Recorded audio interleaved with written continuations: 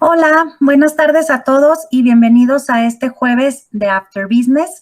Como siempre me da muchísimo gusto saludarlos. Ahora sí empezamos puntuales a las 7 en punto y pues con un súper invitado, el doctor Edgar Ábalos. Edgar, me da muchísimo gusto que hayas aceptado nuestra invitación a este jueves de After Business. De verdad que es un placer tenerte aquí con nosotros y muchas gracias por haber aceptado nuestra invitación a formar parte de este jueves de After Business. Bienvenido, Edgar. Y bueno, pues voy a comenzar primero presentándoles al doctor Edgar Ábalos. Les voy a mostrar mi pantalla.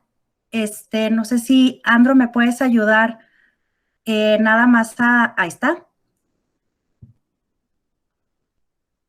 Entonces, bueno, les voy a compartir mi pantalla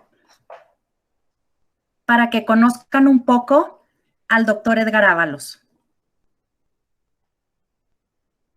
No sé si ahí ya pueden ver mi pantalla. Sí, ya se ve. Perfecto. Bueno, pues Edgar, él es licenciado en Ingeniería Industrial y Sistemas por la Universidad Tecnológica de México.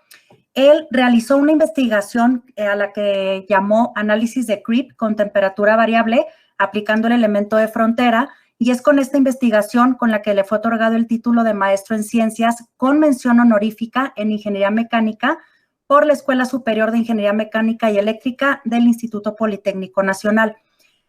Posteriormente, él realizó un doctorado en Ingeniería Mecánica en la Universidad de Liverpool, en el Reino Unido. Y en este lugar sus investigaciones estuvieron muy enfocadas a utilizar la metodología de simulación numérica.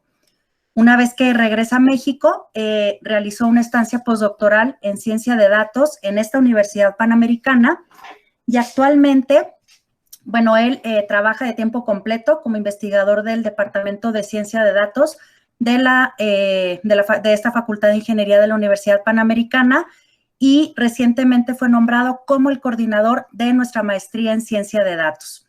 Y también como parte de su trayectoria, él ha laborado profesionalmente en diferentes empresas como P&G, Bridgestone Firestone, en el Unitec, en la Universidad de Liverpool y en Versarien. Entonces, bueno, como pueden ver, es un súper currículum. La verdad es que me da muchísimo gusto, de verdad, que estés con nosotros, Edgar. Muchísimas gracias por haber aceptado esta invitación y pues adelante, la audiencia es toda tuya. Muchas gracias, Susana. Gracias por la invitación y por la presentación. Muy buenas tardes, ya casi noche a todos. Justamente quisiera aprovechar esta oportunidad de que nos estamos conociendo para que pueda platicar un poco sobre lo que es Data Science y sobre todo las ventajas que tiene el desarrollarse en este campo. Entonces, si me permiten, voy a presentar.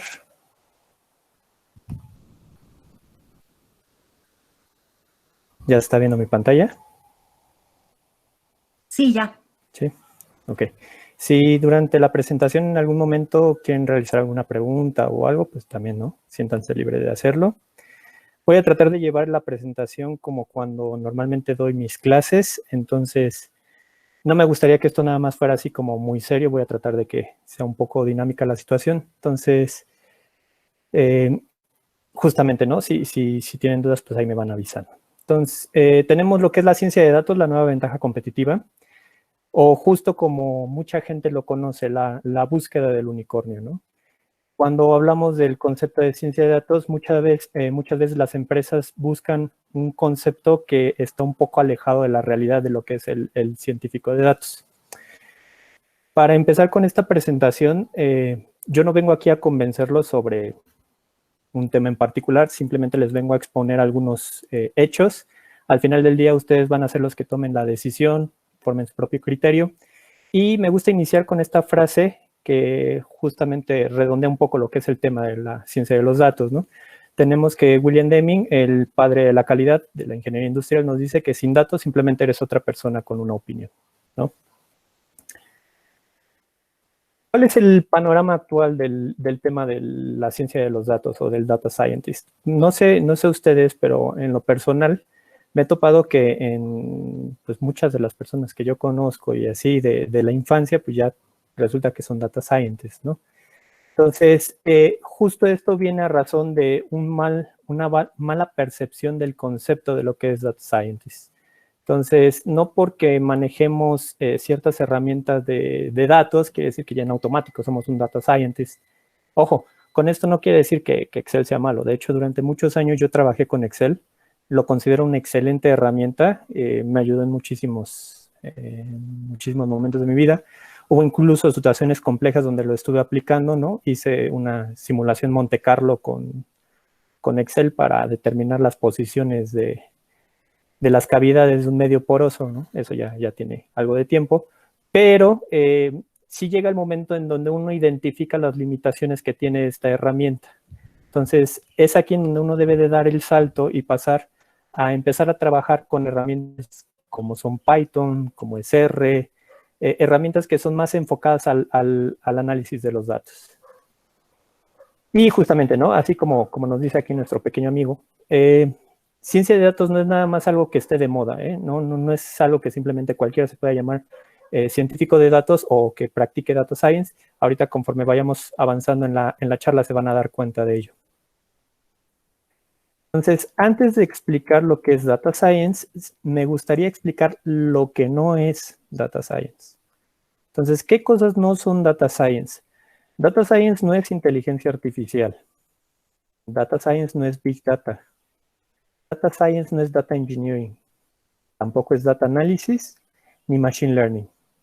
Algunos de los que están presentes, que seguramente se desarrollan en el campo, me van a decir, oye, pero es que eso que estás diciendo está mal. Ojo, yo lo que estoy diciendo es que no son sinónimos.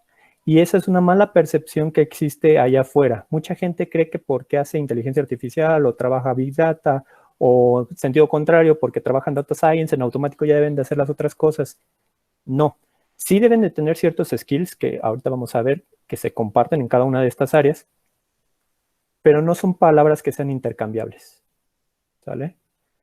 Entonces, justamente les estoy presentando aquí este diagrama de Venn. Este no lo hice yo, lo hizo IBM por ahí del año 2017, para poder explicar un poco lo que es el universo de áreas de especialización que existen alrededor de la ciencia de los datos, ¿no? Del data science. Entonces, aquí pueden ver cómo sí existe lo que es la inteligencia artificial, machine learning, deep learning, ¿no? Que son simplemente subniveles de un mismo universo, o tenemos Big Data, tenemos Business Intelligence, etcétera. Pero al final del día, cuando nosotros estamos hablando de la ciencia de los datos, no esperamos que la persona sepa perfectamente todas estas áreas, ¿no? O sea, sería imposible. Entonces, el error es que muchas de las empresas sí esperan esta situación.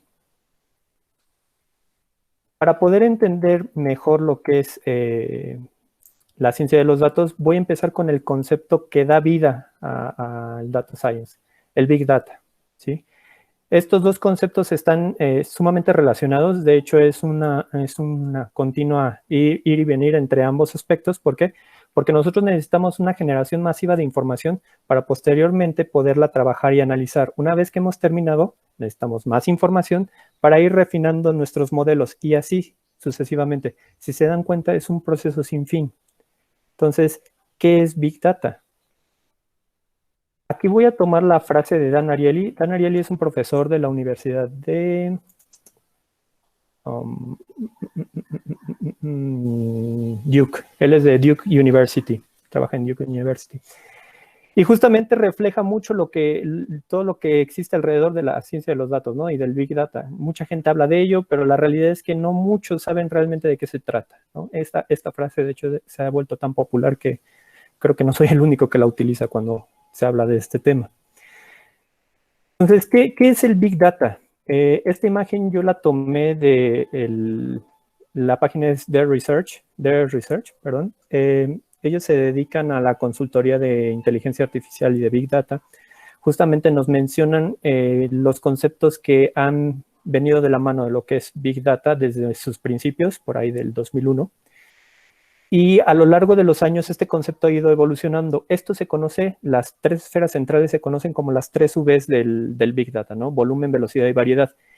Básicamente aquí es en donde yo marco la diferencia, justo de esa primera imagen que les mostraba, de por qué Excel no puede trabajar este tipo de situaciones o no se puede considerar como una herramienta como tal de ciencia de datos, ya que la limitante que tenemos ahí es el número de filas y de columnas que tenemos, ¿no? La cantidad máxima de datos que podemos trabajar es 2 a la 20, es el número de filas, 2 a la 12 es el número de columnas. Entonces, aquí ya estamos hablando de cantidades masivas de información, ¿sí? Eso se va a ver en el siguiente slide. Esta información, nosotros necesitamos personas que sean capaces no solo de manipularla, sino de analizarla y sacar conclusiones a partir de ella. Muchas veces esta información era desechada, ¿por qué? Porque se creía que carecía de valor, pero si se dan cuenta, conforme el concepto fue avanzando, ya entró aquí lo que es el valor, entró lo que es la veracidad, y año con año han aparecido nuevas definiciones en donde empiezan a agregar más Vs. De hecho, en esta página justamente hacen mención de 42, no las voy a mencionar porque pues, evidentemente no nos daría la vida. Yo me quedo con las 3 originales y si acaso con algunas de las nuevas que aparecen aquí, ¿no? Todos estos elementos van a venir presentes en el campo en el que va a elaborar el científico de datos. Entonces, justo como les comentaba, ¿a qué nos referimos a cantidades masivas de información? Esta infografía que estoy colocando aquí es también una infografía un poco famosa. Cada año la saca la compañía Domo, que se dedica a dar servicios de almacenaje en la nube. Y ellos, de hecho, esta que les estoy presentando es la del año pasado, que es la número 8. Así se llama la infografía, por si la quieren buscar, Data Never Sleeps. Y nos muestra cómo a partir de diferentes plataformas la cantidad de información que se va generando. Anteriormente solamente se consideraban aquellas plataformas que estaban relacionadas con social media y ¿cómo se llama? Y mensajería, pero ya actualmente podemos ver compañías como Zoom, como por ahí me parece que está Microsoft Meet, ¿no? Y otras compañías que también proveen de los servicios de videollamada. ¿Por qué? Porque eso es todo lo que estuvimos viviendo durante el año pasado, ¿no? Entonces, aquí se dan una idea de la cantidad de información que se está generando al minuto, ¿no? Minuto por minuto, ejemplo, se están subiendo 500 horas de video a YouTube. ¿Cómo es que está ocurriendo esto? Bueno, muy sencillo.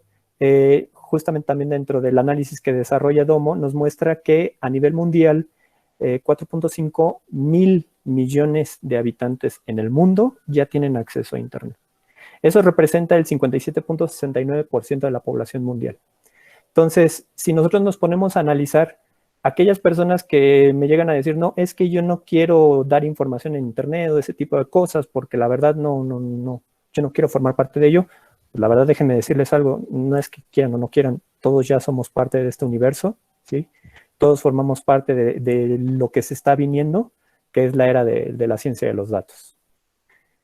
Aquí me gustaría justamente introducir una pequeña actividad rápidamente, si es que ustedes tienen la oportunidad de hacerlo.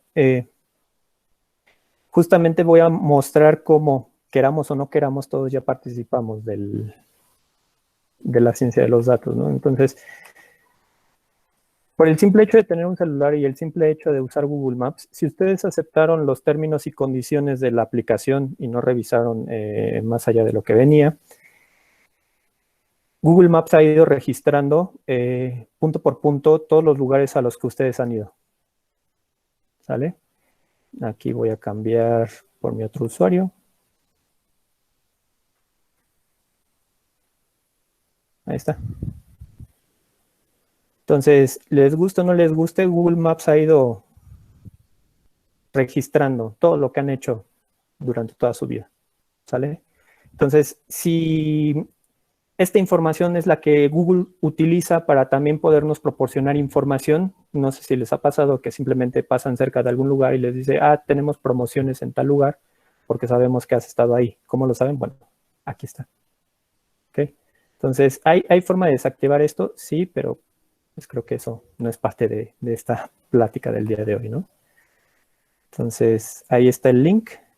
Dejen, lo pongo por si quieren espiar qué es lo que Google Maps sabe de ustedes.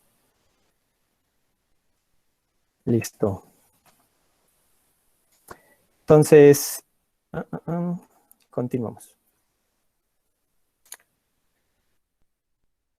Domon también nos presenta justo esta gráfica en donde ellos nos platican de el promedio, en promedio de sus clientes, la cantidad de información que ellos están trabajando, la cantidad de información que se ha estado almacenando. La información se divide tanto en datos estructurados como no estructurados. Para 2017, que es cuando yo obtuve esta gráfica, Domo nos dice que en promedio sus clientes manejan 125 exabytes de información, ¿sí? Entonces, si no mal me equivoco, un exabyte representa 1000 terabytes. Entonces, esta cantidad de información se divide en dos, como les comento, se divide en datos estructurados y datos no estructurados. Las empresas, por lo regular, se enfocan siempre en los datos estructurados. ¿Cuál es el detalle de los datos estructurados? Que solamente representan el 20% del total de la información que ellos tienen, ¿sí? ¿Qué quiere decir un dato estructurado? En palabras sencillas, son todos los datos que están en formato tabular. Todo aquel dato que no se encuentra en formato tabular se considera como dato no estructurado. Ejemplos de datos no estructurados tenemos archivos de texto, archivos de imágenes, de video, de audio, ¿sí? Entonces, y cualquier otra presentación que no sea formato tabular. Ustedes me van a decir, bueno, ¿qué es importante de eso? ¿O por qué me interesaría revisar los datos no estructurados? Fíjense, voy a poner un ejemplo que tiene que ver un poco con el fútbol. A mí me gusta mucho el fútbol. Un partido de fútbol consta de 90 minutos. Por lo regular a la gente, ¿qué le interesa? Le interesa solamente ciertos momentos del partido. Aunque realmente se está registrando información a lo largo de esos 90 minutos, los datos que nos importan es los momentos en donde hubo goles, ¿sí? Y si no hubo goles, pues a lo mejor sí hubo por ahí alguna falta, una expulsión o algo así, ¿no? Pero de esos 90 minutos, nosotros reducimos nuestro universo solamente a 2, 3, 4 minutos si acaso, ¿vale? ¿Qué pasa con el resto de la información? Anteriormente todo esto era desechado. Sin embargo, grandes equipos como lo es el Barcelona, Real Madrid, equipos italianos, el Milán, la Juve, se han dedicado, de hecho existe ya una área de investigación que se conoce como Sport Analytics. ¿Qué es lo que hacen dentro del Sport Analytics? Bueno, básicamente todos esos datos que anteriormente se desechaban, ¿sí? Ahora se juntan para poder obtener información a partir de ellos. Un ejemplo que yo obtuve al momento de estar haciendo esta investigación, me parece que es el Atlético de Milán. Tiene registros por cada uno de sus jugadores y por cada uno de ellos tiene 60,000 diferentes valores. A partir de esos 60,000 diferentes valores que ellos van registrando, determinan el periodo de la longitud del contrato que le van a ofrecer al jugador y el salario que le pueden ofrecer, ¿vale? Entonces, ellos determinan si un jugador va a seguir rindiendo o no a partir de toda esta información que fueron recopilando. ¿Qué son estos 60,000 datos? No lo sé, ¿no? Sería cuestión de checar con ellos, pero son situaciones que ya se están presentando, ¿vale? Y así como lo están haciendo en el fútbol, hay muchísimas otras compañías que también lo están haciendo. Pero para poder realizar todas estas actividades se necesita de alguien que sea capaz de trabajar la información y obtener hallazgos a partir de ella, ¿no? ¿Quién es el responsable de esta situación? Es el científico de datos, no hay de otra, ¿no? Justamente, nada más mencionando a partir de esta gráfica, a nivel mundial, PricewaterhouseCoopers menciona que a principios del año pasado, finales del 2019, principios del año 2020, a nivel mundial la cantidad de información que existía era de 4.4 zettabytes, ¿no? Un zettabyte equivale a 1 por 10 a la 9 terabytes, ¿no? Para que más o menos se den una idea. Y dentro de ese mismo estudio mencionan que a finales de este año, del 2021, la cantidad de información va a aumentar en 10 veces, ¿no? O sea, se espera que estemos por ahí de los 40, 45 zettabytes. Entonces, se necesita gente que sea capaz de poder analizar toda esta información. Las empresas ya se están dando cuenta de ello, ¿no? Las universidades también, la cantidad de programas enfocados al estudio de la ciencia de los datos, pues ha aumentado considerablemente, de hecho lo vamos a ver más adelante. ¿Cómo es el proceso que se sigue o que debe de seguir el científico de datos a partir de esta, o mejor dicho, cuál es el proceso que debe de seguir el científico de datos para poder generar valor a partir de estos datos que nosotros tenemos que en apariencia son sumamente dispersos? Bueno, Por definición, nosotros tenemos que los datos simplemente son descripción, ya sea de objetos o de eventos, ¿no? Esta descripción puede venir de un millón de formas, pero básicamente un dato es una descripción de un objeto o de un evento. Esta descripción carece de valor si es algo que a mí no me interesa. Ejemplo, durante mi doctorado yo hice un análisis de turbulencia en un flujo en un medio poroso. Aquellos que sean ingenieros mecánicos sabrán que la turbulencia se mide a partir del número de Reynolds. Si no, pues ahorita se lo estoy comentando. Y el número de Reynolds debe de estar aproximadamente por ahí de un valor de miles, ¿no? Estamos hablando como de 2000, 4000. A partir de ese valor es cuando ya se considera un flujo turbulento. Bueno, para mí durante 10 años de mi vida eso fue así. Pero cuando ya empecé a investigar, ¿sí? Encontré información que me decía, bueno, básicamente si tú estás trabajando medios porosos, el número de Reynolds cambia. Y entonces, cuando esta información adquirió un contexto, dejó de ser un dato simplemente ahí en el espacio que nadie conoce y se volvió en algo que para mí tiene valor, ¿sí? Se volvió en información.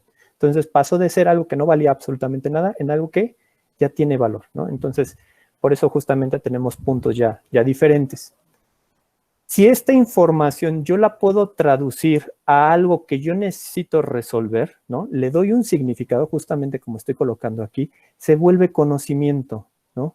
Aumenta el valor que tiene esta información. A lo mejor pudo ser algo que me parecía interesante, pero si simplemente queda ahí, pues puede que lo olvide. Pero no fue así. Era algo que para mí tenía un valor. A partir de este conocimiento, nosotros podemos identificar que puntos que en apariencia simplemente no estaban relacionados, vemos que existen conexiones entre ellos, así como se ve en la imagen. Yo puedo ir más allá, ¿sí? Y puedo desarrollar conocimiento. Eso se ve aquí en el término de insight, ¿no? Es que dos puntos que en apariencia estaban desconectados, ¿sí? Es posible unirlos a partir de seguir ciertos caminos. Y si nosotros logramos obtener ese camino que los una, este dato que empezó siendo nada, se convierte en algo que tiene muchísimo valor para nosotros, para la empresa o para la persona que lo vaya a ocupar. ¿Vale? Todo este proceso es el que tiene que ir desarrollando el científico de los datos. Si nosotros no tenemos a la persona adecuada para realizar este tipo de trabajo, bueno, pues simplemente vamos a terminar con cualquier tipo de teoría que no nos va a llevar a ningún lado. ¿Vale? El concepto de ciencia de datos, de hecho, es muy reciente. Nosotros podemos ver publicaciones de tipo académicas al respecto a partir de ahí de 1965, pero no se toma en serio el concepto sino hasta principios de este siglo, ¿no? Estamos hablando por ahí del 2001, 2002, cuando tiene su primer boom, la ciencia de los datos. Todavía no se llamaba así como tal, ¿no? Pero sí ya se estaban desarrollando ciertas actividades muy relacionadas a lo que es un científico de datos actualmente. En 2012, el profesor Thomas Davenport de la Universidad de Harvard publica este artículo que creo que se ha vuelto demasiado famoso.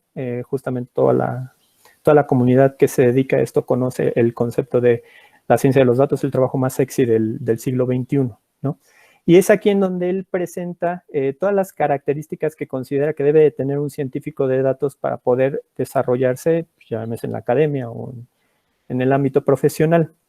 Entonces, ¿cuáles son estos conceptos que se manejan en este artículo? Bueno, mucha gente lo ha simplificado, incluso yo lo he hecho, a 3 diferentes universos de conocimiento, ¿no? Nosotros tenemos que para poder ser un científico de datos debes tener conocimientos del área de la computación, ¿no? Para poder desarrollar código, poder trabajar tus algoritmos. Debes de tener conocimientos de matemáticas y de estadística para tener interpretabilidad de los resultados que estás obteniendo y para que entiendas un poco la mecánica que existe detrás de los algoritmos. Y debes de tener un expertise en el área de trabajo donde tú te vayas a implementar, ¿no? Si, por ejemplo, yo me encuentro en la academia, debo de conocer los procesos que existen dentro de mi universidad para entonces poder aplicar conceptos de ciencia de datos, ¿no? En conjunto, estos 3 elementos es lo que da nacimiento a lo que es el científico de datos. Y justamente a partir de este diagrama que pues es muy sencillo de entender, es por eso que existe demasiada confusión alrededor de él. Uno lo puede ver al momento de que vaya a LinkedIn a buscar alguna publicación sobre job postings, de cuáles son los requerimientos que se necesitan para un científico de datos y se da cuenta inmediatamente que piden situaciones que no tienen que ver con el perfil, ¿vale? Entonces, justamente también quiero platicar un poco al respecto de esta situación. En un artículo que se publicó en 2018 sobre los requisitos que hicieron una técnica de minado de publicaciones en LinkedIn desde el 2011 hasta el 2016 sobre qué características las empresas estaban buscando con respecto a los científicos de datos. Y si se dan cuenta, ¿no? Justo por esta falta de interpretabilidad de qué es el científico de datos, las categorías en las que se pudieron determinar los diferentes trabajos son 4, ¿no? O sea, sí existe el concepto de científico de datos y muchas veces sí estaba bien definida la posición de trabajo, pero muchas veces lo que la empresa realmente necesitaba era un analista del negocio, o necesitaba un desarrollador, o necesitaba un ingeniero de datos, de acuerdo a las características que ellos ponían en su oferta de trabajo, ¿no?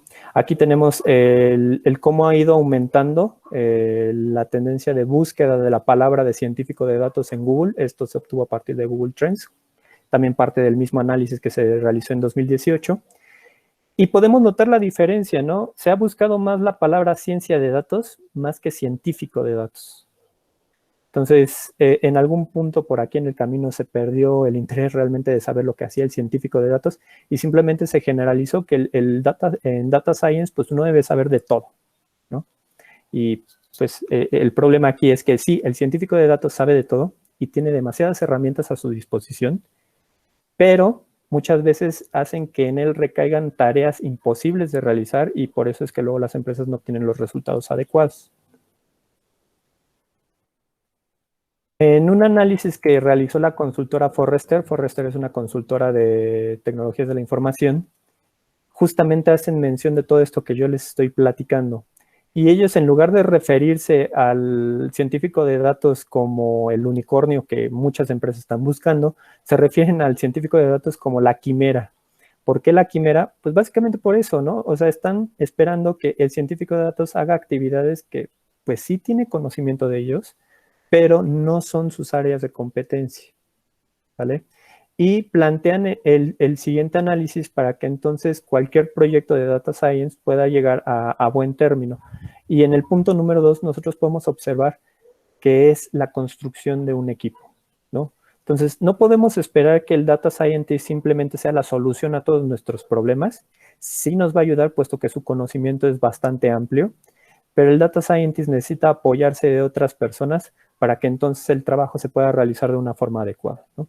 Este es el proceso de 5 pasos, que si se dan cuenta es un proceso iterativo, no es un proceso que tenga fin, y también ellos determinan que las empresas deben de ser muy puntuales en los objetivos que se van planteando. No podemos esperar resolver todo de una sola vez, ¿sí? Hay que tratar de resolver los problemas de uno a uno. Y también tenemos que identificar si los problemas que nosotros estamos tratando de resolver, tenemos la información para poder hacerlo. Nuevamente, muchas veces, simplemente porque ya tienes un científico de datos en la empresa, dices, no, pues que me ayude a resolver esto, pero pues no existen datos para ello, entonces le estás poniendo una tarea imposible de realizar, ¿no? Aquí pongo cuáles son las herramientas con las que se cuenta de acuerdo a los diferentes perfiles que les he ido platicando de a poco. Si se dan cuenta, justamente la última columna, que es el científico de datos, cuenta con todas las características de los perfiles anteriores. He ahí el por qué las empresas esperan que el científico de datos haga todo, ¿no? Pero el científico de datos nunca va a llegar a un nivel técnico o de especialización al momento de cerrar un pipeline, ¿no? Para poder jalar la información, como lo podría hacer un ingeniero de datos. O el científico de datos tampoco va a llegar a un nivel de interpretabilidad como el que podría obtener un data analyst, ¿vale? Y de igual modo, o sea, el nivel al que el data scientist pueda aplicar alguno de los algoritmos no va a ser igual al que lo pueda hacer un machine learning engineer, ¿vale? Cuenta con todas esas herramientas. Sí, tiene conocimiento de esas áreas también, pero él no es el especialista de todo, no es un todólogo, ¿no? Pero sí debe tener un conocimiento muy amplio. ¿En qué áreas? Pues justamente tenemos herramientas de programación. ¿Cuáles son las importantes? Las que ya les comentaba. Herramientas de ciencia de datos tipo Python, tipo R. Herramientas de visualización y comunicación, justamente para el desarrollo de tableros y que puedan transmitir los resultados que se obtuvieron a las personas que les interesa dentro de la empresa. Data Intuition, eso es a partir de cierta experiencia que ellos ya cuentan a partir de haber implementado ciertos modelos, ¿no? Pueden determinar en qué situaciones sí o en qué situaciones no. Puede ser ya sea categorización, regresión, supervisado o no supervisado. Luego tenemos conocimiento de nivel estadístico, lo que ya les platicaba, para poder tener cierto nivel de interpretabilidad y conocer los algoritmos en la parte de atrás. El manejo de la información o data wrangling, en caso de que la información que se le esté entregando no esté lo más limpia posible, bueno, pues él puede contar con las herramientas necesarias para hacer esta limpieza. Entender los algoritmos de machine learning, igual conocer algo de software engineering, ¿no? Y por último, cálculo multivariable, de álgebra lineal, matemáticas que se aprenden durante la carrera de la ingeniería, ¿no? Entonces, si nos damos cuenta, son herramientas bastante variadas, son herramientas importantes, ¿sí? Pero al final del día, él no tiene por qué saber hacer de todo, ¿no? O sea, él no tiene por qué saber a lo mejor utilizar otros lenguajes de programación, ¿no? Eso ya es responsabilidad del Machine Learning Engineer o del Data Engineer, ¿sale? Esta imagen que les estoy presentando también es parte del estudio que realizó PricewaterhouseCoopers, del que les estaba platicando hace rato, donde ellos presentan cuál es la situación actual de la ciencia de los datos a nivel mundial. Entonces, ¿cuál es la ventaja de tener un científico de datos dentro de mi empresa? ¿O por qué a mí me interesaría convertirme en un científico de datos? Fíjense bien, nosotros tenemos diferentes niveles de uso de la información, básicamente es lo que me está indicando aquí las diferentes esferas. Conforme yo voy avanzando, el nivel, si se dan cuenta, de analítica que yo tengo que aplicar es mayor, ¿no? Pero al mismo tiempo la competencia o la ventaja competitiva que yo estoy adquiriendo es mucho más alta, ¿no? La competencia aumenta de forma exponencial, mientras que el nivel de analítica pues es un poco lineal. Y aquí nosotros podemos diferenciar tres diferentes áreas. En la imagen solo aparecen dos, pero yo voy a identificar tres. ¿Cuáles son estas tres diferentes áreas? Primero tenemos una parte que es descriptiva, ¿sí? Y es esa parte que muchas empresas ya están realizando en la actualidad, sino que todas las empresas, ¿sí? Todos saben calcular promedios a partir de sus datos, desviaciones estándar, ahí sacar comportamientos, gráficas de control, etcétera, etcétera, Key Performance Indicators. Entonces, todas estas actividades ya las sabemos hacer, simplemente son descriptivas, ¿vale? Lo que cierto número de empresas ya está haciendo también, ya está haciendo una parte predictiva. Esa parte predictiva, que es en donde también ya entra nuestro científico de datos, es poder determinar a partir de lo que nosotros tuvimos qué es lo que va a ocurrir después, ¿sí? Pero no quiere decir que sea la única situación en donde va a participar nuestro científico de datos. Hay una última situación que no aparece aquí en la imagen, pero justo es esta parte de aquí que dice Optimization, que a mí me gusta identificar como prescriptivo. Entonces tenemos descriptivo, predictivo y prescriptivo. ¿Qué quiere decir ese prescriptivo? Si tú ya sabes qué es lo que va a ocurrir en el futuro, o bueno, adivinar el futuro es imposible, nadie lo puede hacer, ¿no? Pero a partir de la información que tú tienes, puedes suponer qué es lo que va a ocurrir en el futuro. Tú puedes idear herramientas o alternativas que te ayuden a mejorar o a mitigar ese resultado que tú estás esperando que va a ocurrir, ¿sale? Eso es ser prescriptivo. Y esa es la parte que no muchas empresas están realizando.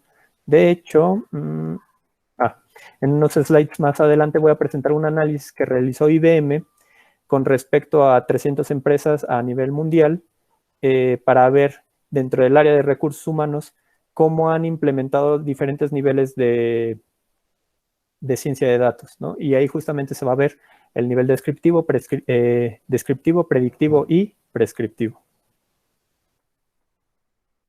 Entonces, antes de entrar a detalle de la parte empresarial, ¿no? Me gustaría un poco también presentar el escenario académico para todos aquellos que estén interesados en el tema, que se quieren desarrollar justamente como investigadores de ciencia de datos. Realmente el panorama aquí en México es un poco desolador, ¿no? Si se dan cuenta. El número de publicaciones que existen a nivel internacional a la fecha para México son por ahí de 3,000, 4,000 publicaciones, cuando en total ya estamos hablando por ahí de unas, me parece que es 1,000,000 de publicaciones, un poquito menos, ¿no? Tan solo Estados Unidos, si se dan cuenta, el número de publicaciones está casi alrededor de los 250,000 publicaciones. Mucha gente piensa que porque estamos hablando de ciencia de datos, específicamente estamos hablando de gente que se desarrolló en el área de ingeniería en sistemas de la computación o en algún área afín a la ingeniería de sistemas de la computación. Esto es falso. Sí, el haber trabajado o el haberte desarrollado como ingeniero en sistemas te ayuda mucho, pero si nos damos cuenta, la investigación que se está desarrollando en diferentes campos del conocimiento es muy amplio. De hecho, hace 5 años, si nosotros hubiéramos visto esta gráfica, hubiera resultado diferente porque era la ciencia de la computación y la ciencia de la toma de decisiones las que estaban en mayor medida con respecto a ciencia de los datos. Pero si nos damos cuenta, en 2020, bueno, de hecho esta la saqué justo reciente para esta presentación, las áreas de medicina, ingeniería, bioquímica, ciencias sociales, todas estas ya están adquiriendo casi un mismo nivel de participación que lo que es las ciencias de la computación. Entonces, ciencia de datos no es algo que solamente se aplique a la gente que sabe de computadoras. Ciencia de datos es algo que se puede aplicar a diferentes campos del conocimiento, ¿sí? Siempre que existe información, siempre que se tengan los registros, entonces se pueden obtener resultados interesantes a partir de ellos. Y finalmente, si nos damos cuenta, el nivel de publicación de tipo artículo, para los que no estén conscientes de ello, quiere decir que son publicaciones novedosas o donde están aplicando un nuevo tipo de conocimiento, es el mayor nivel de porcentaje que se tiene con respecto a otro tipo de publicaciones. ¿Eso qué quiere decir? Que cada día se están descubriendo nuevas cosas con respecto a la ciencia de los datos, ¿sale? Entonces es un campo demasiado fértil con muchísimas oportunidades en donde las personas se pueden desarrollar si es que así lo desean, ¿no? En el área académica. Aquí está la imagen que justamente les platicaba hace un momento, ¿no? Este fue un estudio que realizó IBM, esta ya está un poco outdated, pero traté de buscar uno más actualizado, no tuve oportunidad, en donde justamente IBM hizo un estudio específico a los responsables del área de recursos humanos de 300 empresas a nivel mundial, y estamos hablando de empresas que se encuentran en el top, ¿no? de negocios. Entonces, se les preguntó qué es lo que ellos están haciendo con la información que han ido recolectando a lo largo de los años. Y si nos damos cuenta, el color gris y el color amarillo, nos encontramos en la parte descriptiva. ¿Qué quiere decir? Bueno, hay empresas que de plano ni siquiera han hecho uso de su información, ¿no? Lo cual me parece bastante preocupante si estamos hablando de empresas top a nivel mundial. Y de ahí, entre el 30 y 40% de las empresas solamente lo utiliza para generar reportes, ¿no? Reportes de asistencia, faltas, no sé. Porque recuerden, estamos hablando del área de recursos humanos. De ahí tenemos cierto número de empresas que ya está tratando de identificar tendencias o patrones. De hecho, Google lo que está haciendo, o bueno, Alphabet, justamente a partir de los comportamientos que tiene de sus empleados, ha encontrado situaciones para poder mejorar su situación laboral. Un ejemplo es en el comedor que ellos tienen. Determinaron que para aumentar la interacción entre sus compañeros, ¿no? Para que no fueran tan aislados entre ellos, utilizaron mesas más chicas, ¿no? Y también para que la gente no aumentara de peso, les proporcionaron platos con dimensiones más pequeñas, pero que visualmente parecieran platos iguales. Entonces, a partir de todo este tipo de actividades, Google ha mejorado el nivel laboral de sus empleados. Entonces, ya estamos no solamente identificando tendencias, patrones, sino también ya estamos tratando de mejorar la situación laboral. Y por último, tenemos aquellas empresas que ya están tratando de predecir resultados que, como pueden ver, realmente son pocas, ¿no? El área en donde más se están enfocando es productividad. Este es el área en donde la gente siempre más ha puesto atención, ¿no? Los famosos KPIs. Pero en otras áreas, por ejemplo, el tratar de predecir el comportamiento es nulo. Una situación que yo siempre presento cuando hago una plática similar a la gente especializada de recursos humanos es: ¿qué tanto te gustaría tener un indicador que te pudiera predecir al momento de que tú tienes un trabajador cuál es el porcentaje que tiene de irse de tu compañía, ¿no? Y eso es algo que también se puede medir siempre y cuando tú tengas la información. Retomando nuevamente el estudio que presentó Pricewaterhouse con respecto a la situación actual del data scientist a nivel mundial, podemos ver los diferentes tipos de trabajo que se han estado solicitando. Vemos que el business analyst, el que se encuentra aquí hasta la derecha, ¿no? Ya una vez que se definió bien la posición, pues es el que más se está refiriendo. Pero tanto el data engineer como el data scientist, que si bien, si ustedes recuerdan, les comentaba, son posiciones que comparten muchas similitudes, estas tres de aquí. Estas dos en particular es las que tienen una mayor proyección en los próximos 5 años, ¿vale? Entonces, ¿esto qué quiere decir? Que las empresas básicamente van a estar solicitando mayor número de data scientists. Y esto se refleja igual en otro slide más adelante, en donde se estipula que el 69% de las compañías está dispuesta a contratar a una persona que tiene conocimientos dentro del campo del data science sobre una persona que no, aunque la posición no lo necesite, ¿no?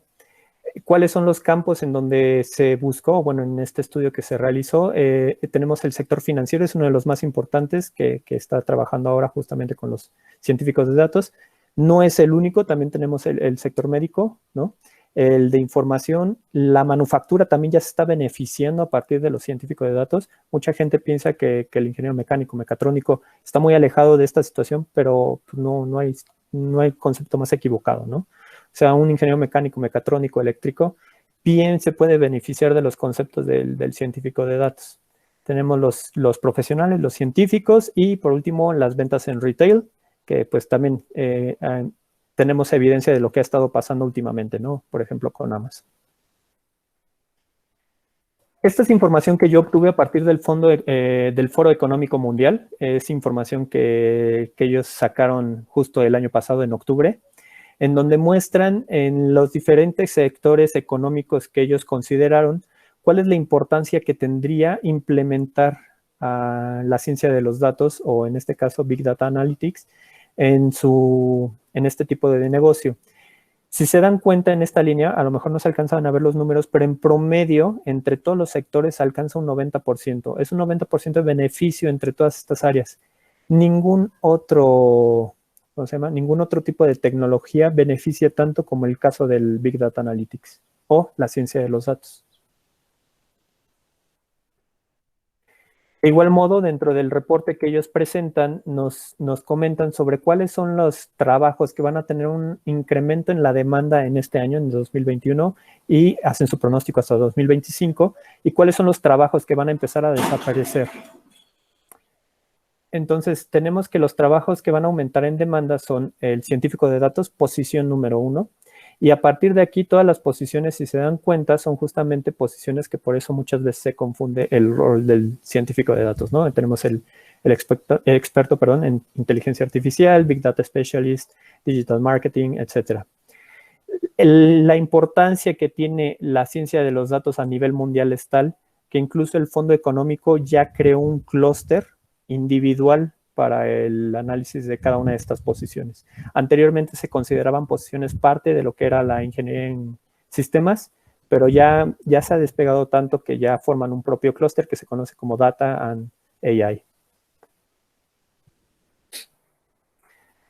Y yo les presento información que obtuve directamente de la página de Python, ¿no? Ellos nos están mostrando justamente cuáles son los beneficios de poder, de saber el lenguaje. Justamente, si ustedes recuerdan, les he comentado que una de las características del científico de datos es poder manejar un lenguaje adecuado para sus actividades. Python creo que es el más importante o el que está adquiriendo una mayor relevancia. También es uno de los lenguajes que tiene mayor número de librerías justamente para el desarrollo de ciencia de los datos. Y vemos los salarios desde el nivel mínimo al nivel máximo que existen en varios puntos del mundo, ¿no? Aquí no aparece México, pero para que se den una idea, en una nota que se publicó en el Universal, justamente lo vamos a ver más adelante, a principios del año pasado se estipulaba que el científico de datos sin experiencia podía ganar un sueldo mínimo de 30,000 a 40,000 pesos. Sueldo mínimo, ¿no? Ya dependiendo del tipo de aptitudes que tuviera y de la experiencia y todo eso, bueno, pues el salario era diferente, ¿no? Entonces, tenemos los casos para América del Norte, Estados Unidos, Canadá, ¿no? Tenemos casos en Asia, Europa, etcétera. ¿Cuáles son las certificaciones o los elementos que son importantes que menciona la página de Python? Bueno, se debe de tener un entrenamiento básico de Python, ¿no? Manejar el lenguaje, eso es primordial. Luego tenemos, dependiendo del tipo de actividad que tú quieras desarrollar, puedes hacer el desarrollo de aplicaciones o puedes ser, justamente se dan cuenta que el cuarto es Data Science, ¿no? También tenemos Business Analytics. Entonces, una de las cualidades más importantes, más allá de solamente aprender el lenguaje, es enfocarlo a lo que es la ciencia de los datos. ¿En qué sectores tú te podrías estar desarrollando si aplicas ciencia de los datos? Bueno, aquí están los diferentes sectores. Como les comentaba, creo que uno de los que más se ha beneficiado del uso de científico de datos es el sector financiero, ¿no? Entonces, aquí están las compañías que más uso hacen también de ellos, ya como tal, no tanto como sector, sino como compañía. Evidentemente tenemos los gigantes tecnológicos, Google, YouTube, Dropbox, HP, IBM, Cisco, etcétera. Aquí están las notas que yo les había platicado, ¿no? Entonces, me di a la tarea de buscar algunas notas interesantes que tuvieran que ver con el tema de ciencia de datos, sus aplicaciones a nivel tanto nacional como internacional, por el contexto en el que nos encontramos. Bueno, aquí estoy poniendo un par que tienen que ver justamente con la pandemia. En España ya se desarrollaron modelos en donde ellos son capaces de determinar, de acuerdo a los síntomas y de acuerdo a ciertas características de los pacientes, qué probabilidad tienen de que se curen o no de la enfermedad, ¿no? Y por otro lado, también se publicó a principios del año pasado justamente todos los avances que se estaban haciendo con respecto a, bueno, lo de las vacunas y que pues ahora ya tenemos los resultados. De hecho, nunca se había dado en la historia el desarrollo de una vacuna tan rápida como el caso del COVID, ¿no? Y mucho de ello se debe gracias al uso de la ciencia de los datos, Big Data, etcétera. Estas ya son noticias un poco más en el contexto nacional. Como bien les comentaba, la cuestión de la ciencia de los datos ha hecho que muchas universidades pongan un interés particular en el desarrollo de este tipo de educación.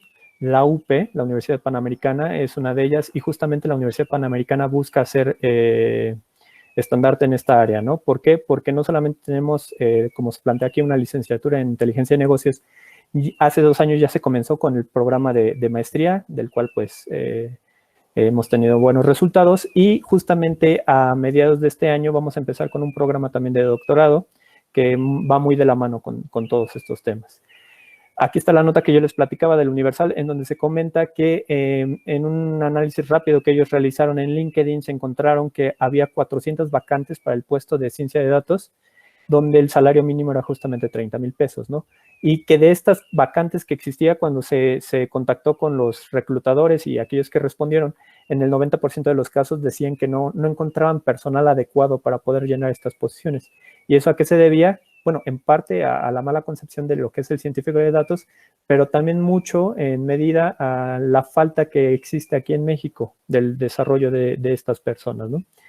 Por último, bueno, una nota un poco curiosa, chistosa, justamente en un juego que hubo en Escocia, se trató de implementar, ahora que está todo lo del COVID, que las cámaras grabaran el partido sin la interacción de personas. Esto tiene que ver un poco más con inteligencia artificial.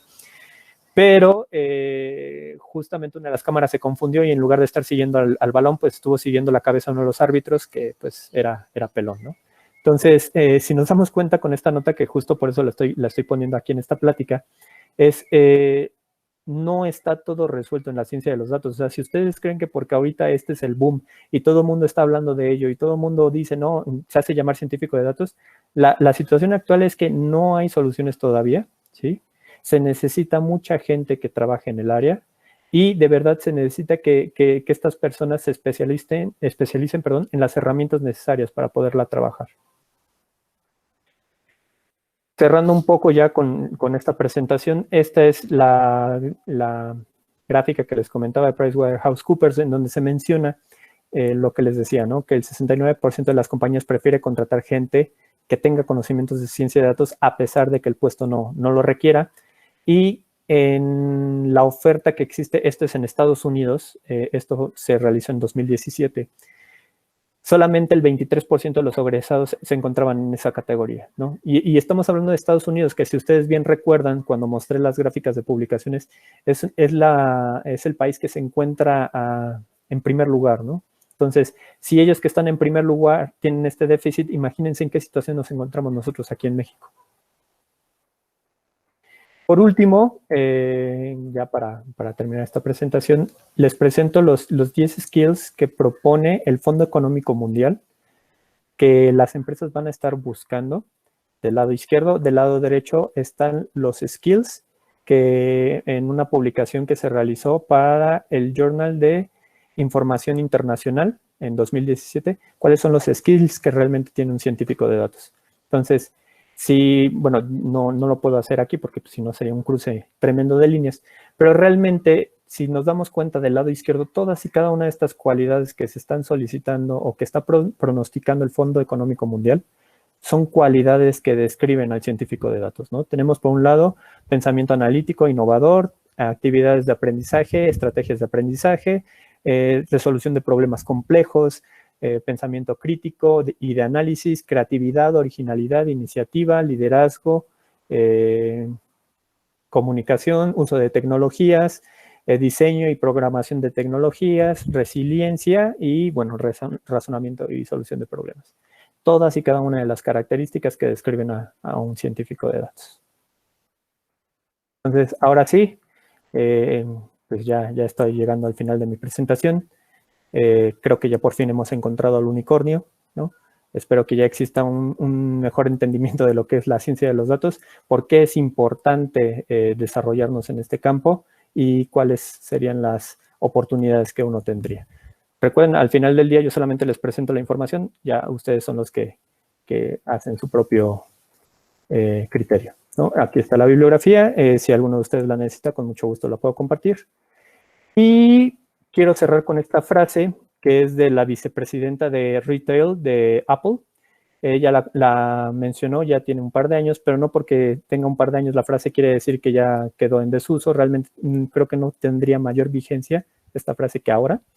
Justamente ella dice que aquella persona que sea capaz de descubrir los secretos de los datos, ¿no?, de los consumidores, va a abrir las puertas a los reinos ¿cómo se llama? Va a ser el mayor diferenciador, de las actividades que se van a estar desarrollando en los próximos años. Entonces, por mi parte sería todo. Listo. Muchísimas gracias, Edgar. La verdad, una súper plática muy interesante, sobre todo para que nuestra audiencia, como decías en un principio, sepa qué es la ciencia de datos y qué no es, porque es la duda que siempre hay, ¿no? O sea, ¿qué es ser un científico de datos y qué no es? Y sobre todo me encantó la frase que no recuerdo quién la dijo, que básicamente dice, los científicos de datos, el científico de datos es el nuevo sexy. Entonces, y sí, es muy cierto. Entonces, yo me quedo muchísimo con esa frase y pues a todos ustedes que nos están acompañando, nada más ahora sí que un brevario cultural. Ya abrimos nuestro proceso de admisión para la maestría en ciencia de datos, entonces anímense, la verdad es que es una maestría muy padre y bueno, pues tenemos a una gran personalidad como es el doctor Edgar Ábalos como el coordinador de la misma. Entonces, pues ya estamos abiertos al proceso de admisión y pues cualquier duda estamos a sus órdenes.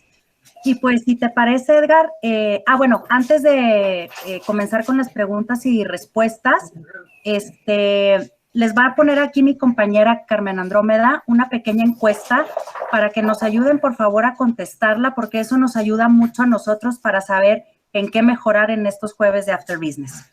Entonces, les toma un minutito, nada más para que nos echen por ahí la mano contestándola. Y pues comenzamos, Edgar, con las preguntas.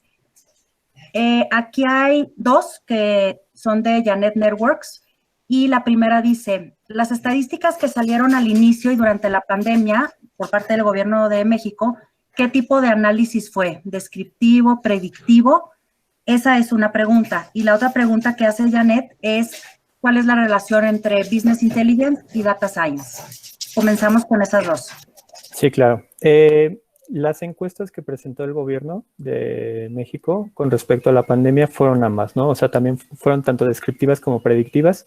Si ustedes recuerdan, de hecho, el doctor López-Gatell presentaba varios escenarios. Él decía, bueno, este podría ser un escenario, escenario A, escenario B, escenario C. Entonces, a partir de los datos que ellos tenían, se mostraba cuál era la situación actual, ¿no? Ahí está la parte descriptiva. Y luego se hizo un análisis para determinar a qué escenario nosotros podríamos llegar de acuerdo a cierto tipo de comportamiento. Esa fue la parte predictiva, ¿no? Entonces, fueron de ambas partes. ¿Y cuál es la diferencia entre Business Intelligence y Data Science? Muy sencilla. El Business Intelligence justamente también conoce herramientas, ¿no? Pero él se dedica más a la visualización, a la interpretación, un poco al desarrollo, pero hasta ahí llega su nivel de conocimiento, a diferencia del científico de datos, que el científico de datos sí tiene un mayor conocimiento desde la extracción de los datos, la transformación, la carga, ¿no?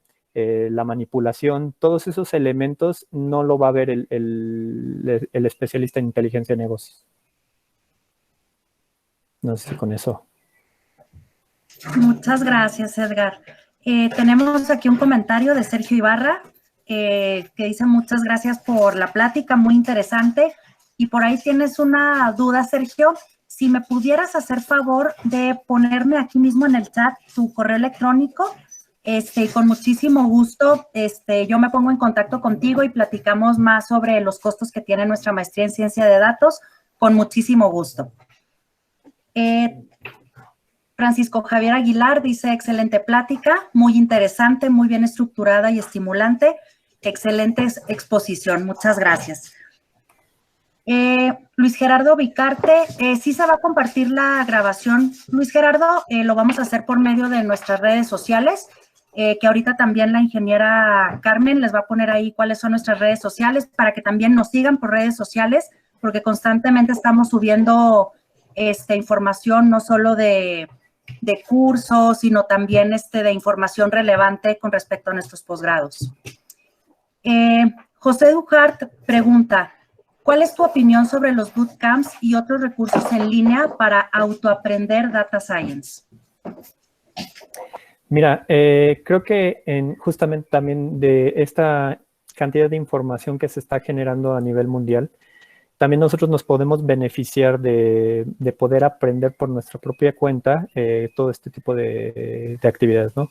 Si tú me dices, es que yo estoy desarrollando estos bootcamps, tengo este conocimiento previo y estos fueron los resultados que tuve, yo creo que es bueno. Sin embargo, la situación con eso es que al final del día no hay cierta estructura en el aprendizaje que tú estás recibiendo, ¿no? Entonces, realmente no sabes si el bootcamp que tú estás tomando es el que te hace falta para poder cubrir esas lagunas de conocimiento que tú pudieras llegar a tener. Entonces, ¿son buenos? Sí son buenos, no estoy diciendo que no, pero muchas veces también ayuda el tener la guía de alguien que te pueda ayudar a estructurar el cómo vas adquiriendo el conocimiento. Gracias, Edgar. Eric Torres nos pregunta, si quiero enfocarme más a Data Analytics, Business Intelligence, ¿una maestría en ciencia de datos está sobrada? Si tú quieres un enfoque nada más interpretativo, que justamente sería el perfil del Business Intelligence o el Data Analytics, sí, ¿no? O sea, la maestría estaría sobrada. ¿En qué sentido? Porque la maestría sí te enseña un poco la parte de extracción de datos, justo todo esto que estaba mencionando, ¿no? Pero si te interesa conocer de dónde están viniendo las cosas, la verdad es que la maestría, justo la de la universidad, es bastante buena, ¿no? Más allá de ser como otro tipo de maestrías que son muy técnicas, la maestría de la universidad busca ser más de aplicación. Entonces, creo que en ese sentido, pues sí, la maestría de la universidad, estoy hablando de la nuestra, te podría convenir si tú quieres un perfil de Business Analytics o Business Intelligence. Gracias, Edgar. Janet de Networks nos pregunta que si la maestría es presencial. Pues mira, ahorita la modalidad normal de nuestra maestría es presencial, máximo 3 veces por semana en un horario de 7 a 10 de la noche. La realidad es que a raíz de toda esta situación que se derivó de la pandemia, se migró el programa, así como el resto de nuestros programas, a una modalidad en línea. Nuestra siguiente apertura, o sea, el siguiente inicio de clases para la maestría es en enero de 2022, porque esta es una maestría que se abre de manera anual, cada enero. La verdad es que no sabría decirte, y Edgar aquí también me puede ayudar. Para la siguiente apertura, la verdad es que probablemente ya podamos, no sé si regresar presencial en un modelo híbrido. Todavía no lo tenemos definido. Ahorita las clases se están llevando a cabo de manera en línea, pero no sé, Edgar, si tú quieras agregar algo al respecto. Efectivamente, como Susana comenta, la maestría está diseñada para ser presencial. Entonces, y de hecho así es como está dada de alta en la SEP. De momento sí la tenemos que llevar de forma virtual, justo por cómo se encuentra la situación de la pandemia y todo eso. Pero en el momento que el gobierno de la ciudad nos dé luz verde, vamos a regresar al modelo presencial. Ya, como quiera que sea, pues les vamos a ir informando conforme se vayan dando estos cambios. Sergio, gracias por tu información. Con muchísimo gusto nos ponemos en contacto. Jesús Aragón dice, para poder predecir, añadiendo datos no tabulados, como es el caso de que las acciones suban o bajen debido al cambio de poder en algún país, ¿cómo se podría lograr eso de manera automática? ¿Sería una mezcla con inteligencia artificial? Sí, la respuesta es sí. De hecho, tendrías que utilizar ya algoritmos más avanzados de inteligencia artificial. La situación es que eso es un campo de investigación que todavía se sigue desarrollando. O sea, si ya alguien hubiera tenido la respuesta de cómo predecir el comportamiento de la bolsa de valores o el comportamiento de los metales, del petróleo, todo este tipo de cuestiones que son muy volátiles, pues ya lo estaríamos viendo. Es muy difícil, ¿no? Por ejemplo, puede haber situaciones como la que acabamos de vivir, donde el precio del barril del petróleo llegó a valores negativos, ¿no? Algo que nunca había ocurrido. Entonces, en este tipo de situaciones, sí se pueden implementar algoritmos más complejos, justamente redes neuronales o hacerlas convolucionales, no sé, pero al final del día siempre va a estar el factor de aleatoriedad, ¿no? Gracias, Edgar. Tenemos el profesor Rafael López, qué gusto que nos esté acompañando, profesor. Dice que felicidades, Edgar, y pregunta, en México, ¿qué industria ha logrado más desarrollo en este campo de la ciencia de datos? Industria mexicana, no sé. La verdad es que no estoy muy consciente de si una industria es mexicana o no, en ese sentido. Pero ¿qué industrias aquí en México sí se han beneficiado? Bueno, está el caso de Banorte, es creo que el caso del banco que más se ha beneficiado justamente de este tipo de actividades. Ahora con lo de la pandemia tuvimos el caso de Rappi, ¿no? Que me parece que no es mexicana, pero aquí en Rappi tuvo su boom con todo esto de la pandemia y lo de la ciencia de datos también. Está el caso de Coppel, ¿no? Que pues también está haciendo ya más implementaciones de ciencia de datos. Y incluso tenemos implementaciones en sectores turísticos. Me parece, bueno, ahorita ha tenido un poco de mala publicidad, pero Grupo Xcaret ha estado haciendo mucho también en esa área. Entonces, desconozco si son mexicanas, la verdad no sé, pero sé que por lo menos en este último año estas empresas que te acabo de comentar son las que han tenido un mayor beneficio a partir de la ciencia de los datos. Gracias, Edgar. Y nos pregunta Mario Álvarez, bueno, volvió a poner la pregunta aquí abajo, vamos primero con la de Alfredo, que pregunta qué skills debemos de tener para aprovechar al máximo la maestría. Muy buena pregunta, Alfredo. Son tres. Creo que lo que siempre le hemos pedido a nuestros candidatos al momento de hacer el proceso de entrevista, les comentamos, debes de tener un conocimiento, a lo mejor no sólido, pero por lo menos sí fresco de lo que es matemáticas, en ese sentido, álgebra lineal, estadística, ¿no? O sea, no te vamos a pedir que hagas una transformación lineal, pero por lo menos que sí entiendas conceptos matriciales, tipo de cosas. También de programación, que sí hayas tenido ya alguna aproximación, o bueno, te hayas cierto tipo de contacto con lo que es Python, puesto que toda la maestría se lleva en Python. Me parece que es en 2, 3 materias donde se lleva el R, pero realmente el enfoque se da mucho en Python. Y que manejes inglés, porque pues mucho del material que te van a estar proporcionando los profesores está en inglés, ¿no? Entonces, si tú tienes estas cualidades, no debes tener mayor problema. Incluso si no las llegaras a tener, también dentro de la maestría estamos viendo ahorita ciertas posibilidades para implementar un propedéutico, ¿no? Pero todo esto, no sé si con Susana lo puedan ya ver mejor para que ella les pueda dar más informes. Sí, claro que sí, encantada. Y bueno, ¿qué te parece, Edgar, si cerramos con 2 preguntas más? Sí, claro. Mario Álvarez dice, ¿la maestría de ciencia de datos es recomendable para llegar al nivel de data analyst o es para quienes ya tienen ese nivel y quieren mejorar hacia engineer o scientist? No, la maestría es justamente para desarrollarte como data scientist. Al final, en el último semestre, sí llevas un proyecto de aplicación, justamente donde tienes que vender haces como que vendes una idea, donde aplicas todos los elementos y tienes tu propuesta de valor, ¿no? Que eso ya sería lo que está haciendo el data analyst, pero durante el desarrollo de la maestría sí el enfoque es mucho de data scientist. Gracias, Edgar. Janet, Janet, no sé si me pudieras también por el chat poner tu correo electrónico para yo poderme poner en contacto contigo y poder platicar un poquito más acerca de la maestría. Y otra pregunta de Jorge Mendoza. Dice, ¿esto podría crear algoritmos de niveles de productividad que permitan crear tableros de organización de actividad en las empresas para evitar menos conflicto de saturación de maquinaria, procesos contra ocupación de personal de niveles de producción? Sí, por supuesto. Existen, hay casos de algoritmos bien concretos que nos ayudan justo a resolver este problema que es el de teoría de colas, ¿no? Para resolver lo que es los cuellos de botella. Uno de ellos es el algoritmo genético. Entonces, sí, hay algoritmos que nos enseñan esto. Perfecto. Ay, Edgar, pues muchísimas gracias. Un último comentario que dice, RR, dice, para muchos nos beneficiaría tener una maestría en línea de ciencia de datos. Hay que aprovechar el nuevo conocimiento que nos deja la pandemia. Al final creo que la opción de tenerla en línea permitiría a muchas personas acceder a ella. Es correcto.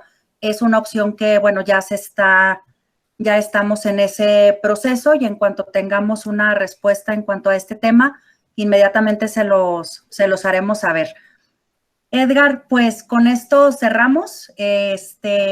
Les agradezco muchísimo a todos y cada uno de ustedes el haberse conectado a esta sesión de After Business. Esperamos que haya sido de su agrado. La verdad es un tema el que abordó el doctor Edgar muy interesante. Y Edgar, pues una vez más, muchísimas gracias por haber aceptado nuestra invitación. Estuvo muy interesante la plática. La vamos a estar poniendo en redes para que ustedes la puedan, si no tuvieron oportunidad de verla desde un principio, la puedan ver completa. Y pues muchísimas gracias a todos por acompañarnos. Recuerden que nuestros jueves de After Business es el primer jueves de cada mes y pues los esperamos en el siguiente After Business, que sería obviamente en el mes de mayo. Y pues los esperamos a todos con una nueva plática en este espacio de After Business. Muchísimas gracias a todos. Gracias, Edgar, y buenas noches a todos. Gracias por la invitación, Susana. Gracias a todos. Espero lo hayan disfrutado. Muchas gracias, Edgar. Buenas noches. Buenas noches a todos.